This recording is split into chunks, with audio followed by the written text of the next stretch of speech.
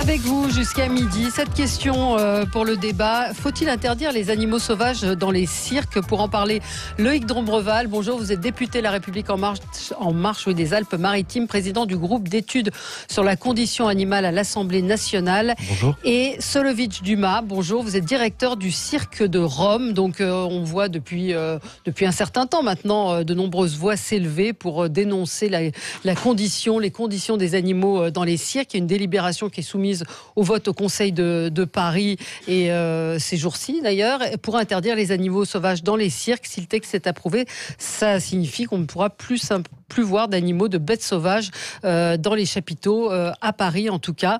Peut-être, je vais commencer avec vous, Monsieur Dombreval, savoir si c'est une préoccupation politique de premier plan, c'est-à-dire est-ce que vous pensez qu'on peut arriver à faire interdire les animaux sauvages dans les cirques? C'est tous les animaux ou les animaux sauvages? Animaux sauvages, captifs. Préoccupation politique, oui. De premier plan, non, oui. Mais importante aujourd'hui, au regard des attentes de la société. Moi, d'abord, je voudrais dire une chose à Monsieur Dumas et à l'ensemble des circassiens, c'est que je respecte leur métier. J'ai pas de problème avec les circassiens.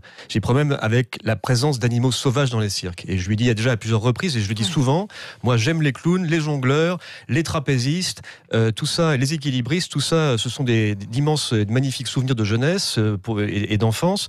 Et c'est ça d'abord que je voudrais dire, il y a un art du cirque, il faut le respecter et il faut maintenir cette tradition. Simplement, on ne peut plus continuer à avoir des animaux sauvages en captivité. On n'est pas d'accord sur ce point-là, on ne se mettra pas d'accord au cours de votre émission, mais je crois que c'est ça qu'il faut dire. Et aujourd'hui, on a une montée effectivement d'une attente de la société avec des sondages qui sont des sondages répétitifs, bien faits, par des grands instituts de sondage qui indiquent qu'il y a pratiquement 70%, entre 60 et 70% des Français qui disent « le cirque c'est génial, mais sans les animaux sauvages ». Ouais.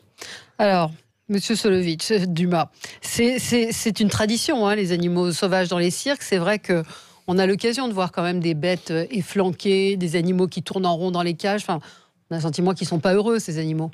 Ça, c'est le sentiment. Est-ce que vous savez parler à l'oreille des animaux? Non, mais enfin, je pense que Monsieur Dombreval est vétérinaire également. Donc oui, d'accord, mais il y a aussi deux choses. Vous parlez d'animaux efflanqués. Je suis désolé. Il y a des choses qui sont peut-être réelles, il y a eu des abus peut-être de fait. Maintenant, dire que l'animal est mâle et bon qui tourne en rond, vous savez, vous avez essayé de rester 24 heures stable sans bouger. Je pense qu'il est très difficile aussi. Nous, sur le point, le cirque a été créé en France, ça fait plus de 250 ans. Les normes ont beaucoup évolué sur les conditions de détention, sur les conditions d'éducation avec les animaux. On n'a plus le droit de leur faire des figures contre nature. Donc ça a beaucoup évolué.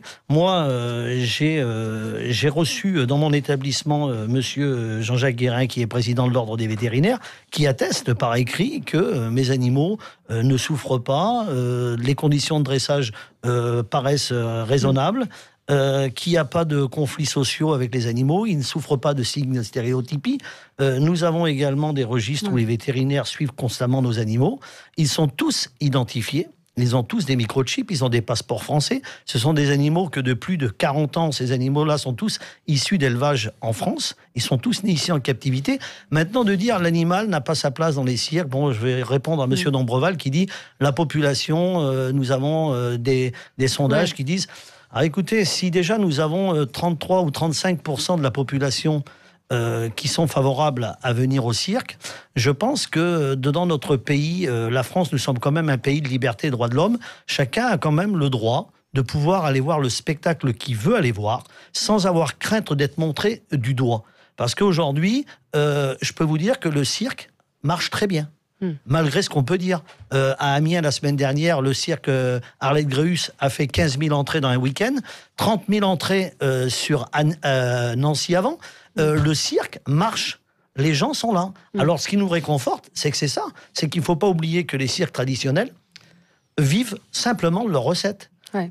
Monsieur Dombreval, sur cet argument-là de dire les gens vont au cirque quand même, est-ce que c'est un argument recevable? Mais il est recevable au sens où effectivement, dans le cirque est un élément d'animation des territoires, un élément de lien entre les générations.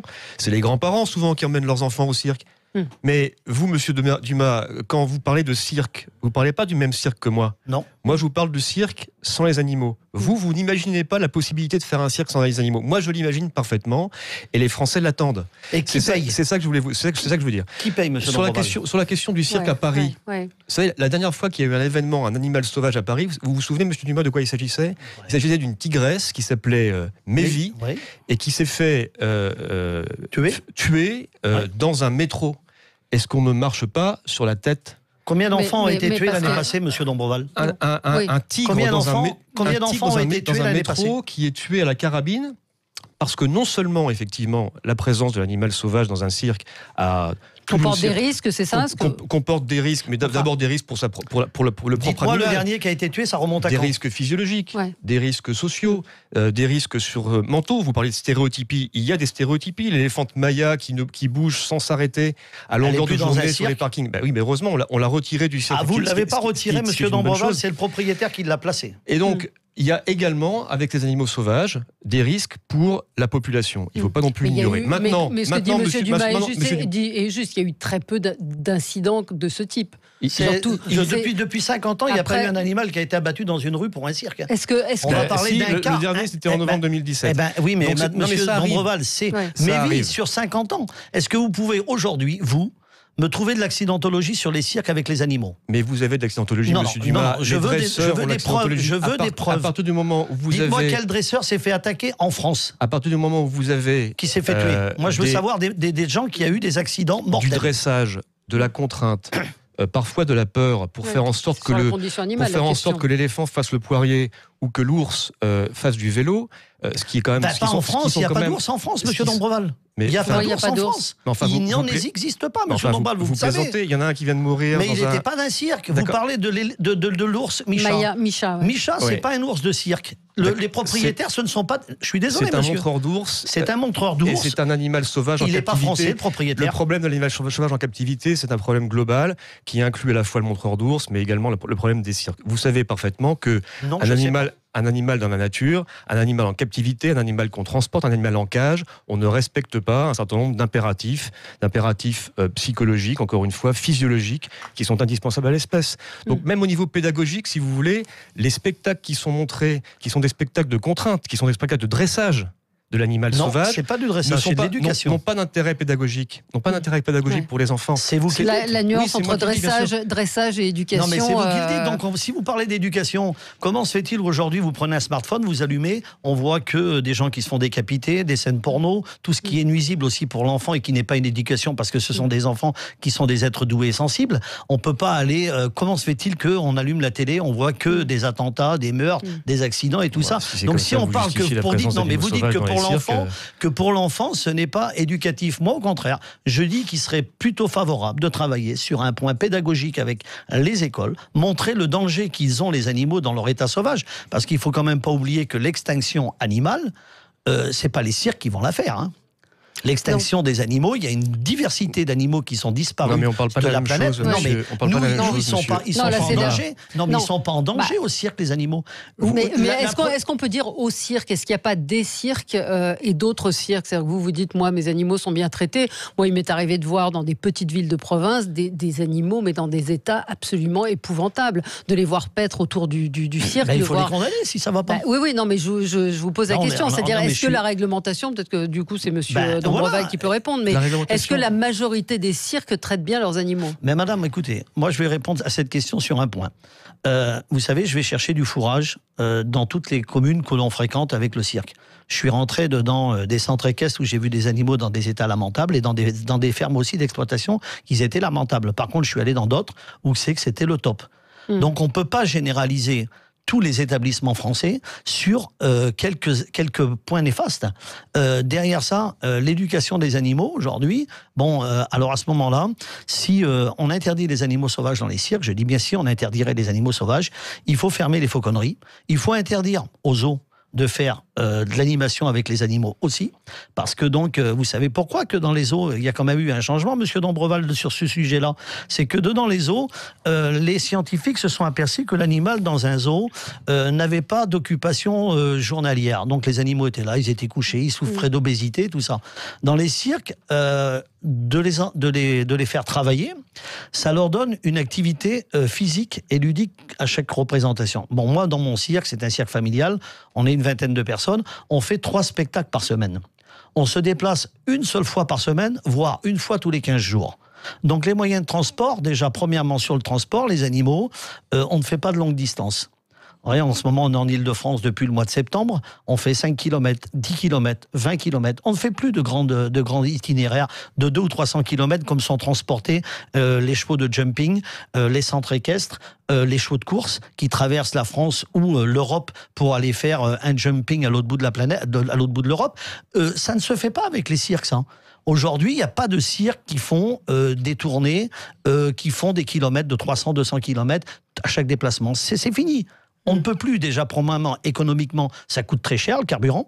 Et deuxièmement, on a des villes où c'est que maintenant, depuis plusieurs années, on arrive à avoir une tournée, où c'est qu'on est bien reçu, qu'on n'a pas de problème. Vous avez quoi comme animaux, vous, dans votre cirque ? Moi, j'ai des tigres, des lions, des chameaux, des singes, des zèbres, de lamas, des chevaux. On a une 50aine d'animaux, et tous mes animaux sont répertoriés sur des registres. Tous mes animaux sont... Non, mais qu'ils soient répertoriés, c'est une chose. Après, on travaille avec. Alors, à ce moment-là, le chien qui cherche la drogue, on le drogue, alors, pour chercher la drogue. On l'apprend. d'Ombreval. Moi, ce que je constate, monsieur Dumas, ce sont des faits, ce n'est pas des opinions, ce sont des faits. Ouais, c'est qu'il y a plus de 20 pays européens qui ont pris des dispositions pour faire en sorte que, à terme, les animaux sauvages dans les cirques. Je ne parle pas des cirques, je parle des animaux sauvages. Il n'y a pas 20 pays. Laissez-le terminer. S'il vous plaît. Voilà, qu'il y en a à peu près plus d'une quarantaine dans le monde, qu'il y a de très grandes villes, et prochainement Paris, qui prennent des dispositions pour faire en sorte que les cirques avec animaux puissent plus y aller, y rentrer. Je pense à New York, je pense à des villes californiennes, je pense à Madrid. Et je pense qu'on est dans une dynamique où il y a des gens comme vous qui faites du bon travail. Jacques Guérin en atteste, c'est pas une preuve en soi, c'est le président de l'ordre, très bien. Il n'est pas représentatif de la profession vétérinaire, il est président de l'ordre. Par ailleurs, moi, de la même façon, je vous dis que la Fédération vétérinaire européenne, vous le savez, en 2015, a émis un avis extrêmement clair sur la question de l'animal sauvage en captivité. Vous le connaissez. La FVE, Fédération vétérinaire européenne, a dit en 2015, c'est incompatible avec les besoins physiologiques, mentaux, et de santé des animaux peut-être détenus dans les cirques. Donc voilà, ça c'est une observation. J'observe également qu'il y a plus de 360 villes en France qui ont pris des arrêtés. Voilà. Tout ça pour vous dire qu'il y a une dynamique contre laquelle il est difficile de lutter, sur laquelle il y a toute une série d'arguments plus ou moins valables et des méthodes qui sont plus ou moins valables, voire pas valables du tout. Et quand vous évoquez un certain nombre de comportements d'animalistes aux alentours des cirques, je les dénonce.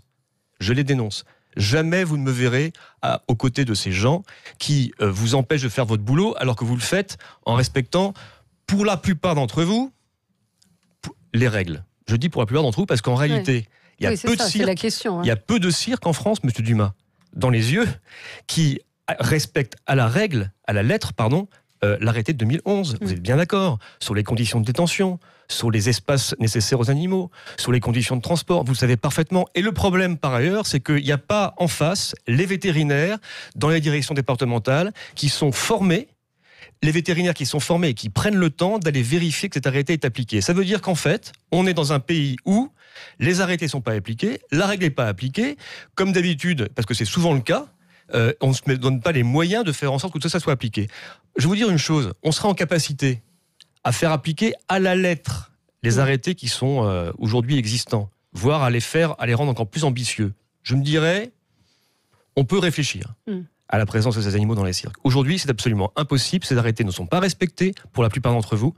Ça ne veut pas dire encore une fois... Parce qu'on n'a pas les moyens de les faire respecter ? On n'a pas les moyens de les faire respecter, et les circassiens eux-mêmes n'ont pas les moyens de les faire respecter. C'est ça la réalité. Donc, tout ça pour dire que mouvement quand même global dans plus de 40 pays dans le monde, dans plus de 20 pays en Europe, arrêtés et réglementations impossibles à appliquer, 360 communes en France qui décident de ne plus accepter sur leur territoire. J'ai été maire moi-même, vous le savez. Vous avez été condamné à le retirer ? Non, pour l'instant, on est condamné à rien du tout. Ah bon, vous avez quand même été, je sais pas, le préfet vous a demandé de retirer votre arrêté qui est illégal. Mais je l'ai pas fait. Pourquoi vous l'avez pas fait ? Vous êtes hors la loi alors. Vous respectez pas la loi dans notre pays. Je dis que c'est un arrêté comme celui-là, et comme celui qui a été pris par ces communes françaises. Et la délibération en conseil municipal, qui était attenante, était un signe pour dire il est temps d'arrêter les... Pourquoi Si une fois jugé, on considère que cet arrêté est illégal, très bien, et cet arrêté ça a été jugé. Non, ça n'a pas été jugé. Peut-être pas le vote. C'est en appel, monsieur Dumas. D'accord. Donc le moment venu. Voilà. Tout ça pour vous dire. Non mais vous jouez sur les mots. Tout ça pour vous dire que il y a une tendance de fond. Cette tendance de fond, vous pouvez lutter contre cette tendance de fond. Moi, je pense plutôt, monsieur Dumas, franchement, je pense plutôt qu'il faut que on accompagne le cirque, on les aide à renouveler leur production artistique. On les aide financièrement, on les aide humainement. On prenne le temps, plusieurs années, pour faire en sorte d'arriver à un moment donné, à échéance de X années, à mais on ne veut pas l'arrêt. être du passé, nous, monsieur D'Ambreval. Et moi, c'est ça que je souhaite. Oui, mais écoutez, donc, cette transition, cet accompagnement, pour faire en sorte que les choses se passent bien et que le bien-être de l'animal ne se fasse pas au détriment du bien-être des circassiens, du bien-être humain. Alors, je vais répondre à ça. Oui, répondez rapidement. Donc, déjà, premièrement, sur les villes. Sur les villes, l'harcèlement des associations... Il est inadmissible. Il est inadmissible. Moi, je peux vous dire... Je travaille avec l'État, je suis membre de la commission interministérielle cirque et forain. Il y a des maires qui sont dans cette commission qui nous disent que c'est devenu inacceptable ce que nous avons et ce que nous subissons. Il y a des grilles qui sont faites avec des photos des élus pour dire cette personne-là c'est un criminel, celui-ci il est valable parce qu'il interdit les cirques, celui-là il n'en veut pas. Vous vous rendez compte qu'on arrive sur des fichiers des élus de la République. Ces gens-là n'ont rien fait. Moi j'ai vu des maires sauter sur la route, me dire monsieur on m'a traité de criminel parce que je vous accueille. C'est inadmissible. Non mais c'est inadmissible. Comment ces gens puissent avoir une pression? Moi j'ai expliqué à monsieur D'Ambreval, j'ai vu un vétérinaire qui m'a dit monsieur Dumas, je suis déjà venu chez vous voir vos animaux. J'ai eu aucun problème, vos animaux sont bien. Moi, j'ai des documents qui l'attestent. Il m'a dit, je viens cette fois-ci, mais par contre incognito. Parce qu'il dit, j'ai fait des photos que je suis venu soigner les animaux chez vous. Je me suis fait harceler. La clinique s'est fait harceler. Donc, après, derrière, les villes qui interdisent les cirques. Les villes qui interdisent les cirques. Si Paris l'interdit, qu'est-ce que vous allez faire ? Si Paris l'interdit, on la met en justice. Et en justice, elle va perdre, Madame Hidalgo. La loi est formelle. Un maire n'est pas compétent sur la compétence animale et c'est pour ça qu'ils veulent une loi. Maintenant, les cirques sans animaux. Citez-moi quel cirque en France qui tourne sans animaux. Le cirque du Soleil, monsieur André-Joseph Bouglione, il a fait faillite avec son cirque. Il y a d'autres cirques, il y a certains cirques. Mais citez-moi ça qui sont pour les enfants. Je sais pas, on a des auditeurs qui nous disent cirque plume. Il a arrêté le cirque plume. Ouais. Voilà. Alors les auditeurs sont aussi partagés que vous. Certains disent un cirque sans animaux, c'est pas possible, et d'autres qui disent monsieur Bouglione, il a essayé le cabaret magique. J'ai été le voir en 2 mois, 150 entrées. Il a fait faillite. Merci à tous les deux. Je savais bien qu'on vous mettrait pas d'accord, mais c'était intéressant d'entendre vos arguments.